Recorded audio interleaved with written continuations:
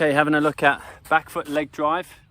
Okay, back leg drive. So it's so important when you do land that front foot, okay, that this back leg drives through, okay, to continue that energy going forward towards the target, towards the batsman.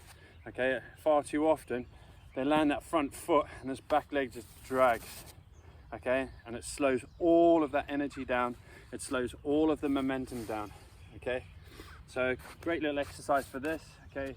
It takes a bit of practice again.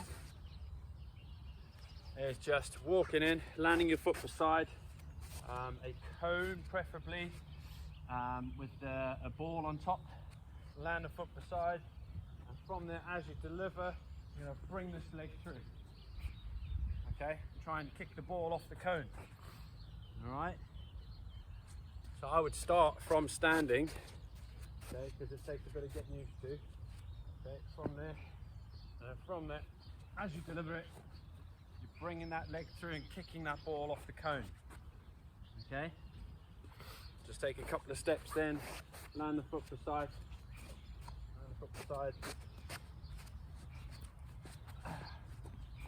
and kick that ball forward off it. I know it seems a bit strange, but it really gets that back leg driving through. Okay. Okay, back leg drive. Okay, again, we're having a look at just putting a hurdle down or an obstacle down, landing the front foot and actually bringing that back leg up and over and through. Okay, so as you can see, I have to put 3 cartons down here. I really want to drive my knee up and through. I'm going to land my front foot here, and I'm going to bring that knee up and over. Okay, so again, start by just walking it through, to eventually then jogging it through, to eventually then, you know, maybe even using your full run up. I'd maybe have a slightly smaller obstacle. If you have got cones, they're better, because then if you do stand on them, driving the leg up and over. Okay, forget about the delivery there, but it's the exercise, just really working on driving that back knee through. Okay, again, back leg drive. Another one probably a little bit easier. If you've got some kind of step, okay, it's really handy, or maybe just get some blocks or a decent block of wood, any kind of step. What we're looking at is I've got a kitchen step. The wife's very short, so she uses this in the kitchen. So we've got fairly sturdy. Make sure it's sturdy. Okay, we don't want any sort of busted ankles or any kind of injuries from this. All we're looking to do is start with the foot on there. Okay, and from there, what we're going to do is come up and over and really drive this back leg through. Okay, so up and through.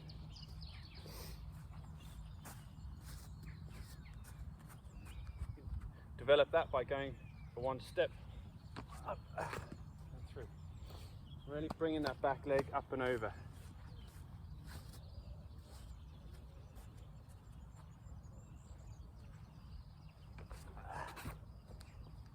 Okay. Already I'm starting to feel really conscious about that back knee driving through, up and over. Okay. Okay, now again, we're going to use the step, but this time we're going to start with the back foot on the step. We're going to look to, as we land, carry on driving that back leg through. Okay, this is also really good for bowling over that front leg. So instead of bowling around the front leg, bowling over the front leg. And what I mean by that is some people tend to sort of land that front leg and sort of go slightly to the side and tend to bowl around the front leg and go off to the side. Now what you really want to be doing is landing that front leg, bracing it and coming through straight over it. Okay, so you really want to brace it, use the mechanical leverage from it and actually going over it. Okay, people ask the question whether it's better to bowl from a braced leg or not, which means a straight leg. Okay, you see a lot of bowlers as they land that front leg, they collapse it a bit. Okay, if you do collapse it, what it tends to do is that, one, you lose a bit of energy, okay? Two, you're also bowling the ball from a lower height. So it does benefit to actually sort of keep that front leg as straight as possible when you bowl, okay? Come up, you're delivering it from a higher height, and you also get all of that energy transferred to the upper body. You don't lose any of the energy by the absorption of the knee, okay?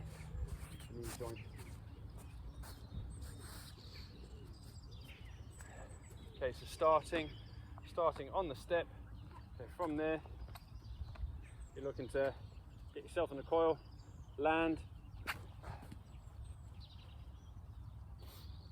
and driving that leg through, okay? Might be able to see it a little bit better from a different angle.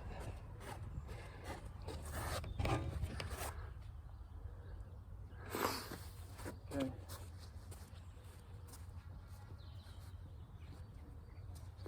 Starting on the step, in the coil, and really drive that back leg through.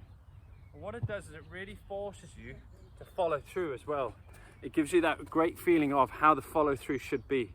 So you land that front leg and you're falling over it, okay? You're not falling to the side, you're falling over it towards the batsman, towards the target.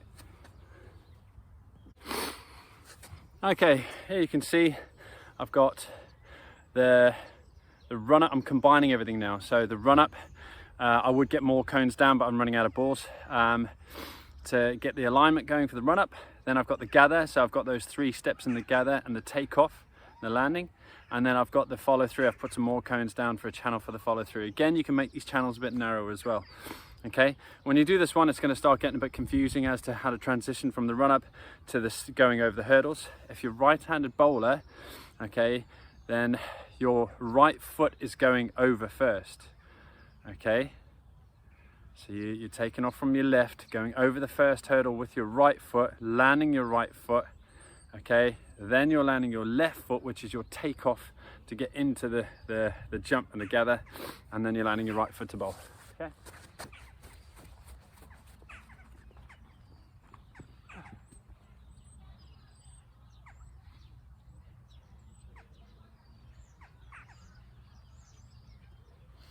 So it might take you a few goes to get used to it, but remember, if you're a right arm bowler, your right foot is going over the first hurdle, okay? Just remember that.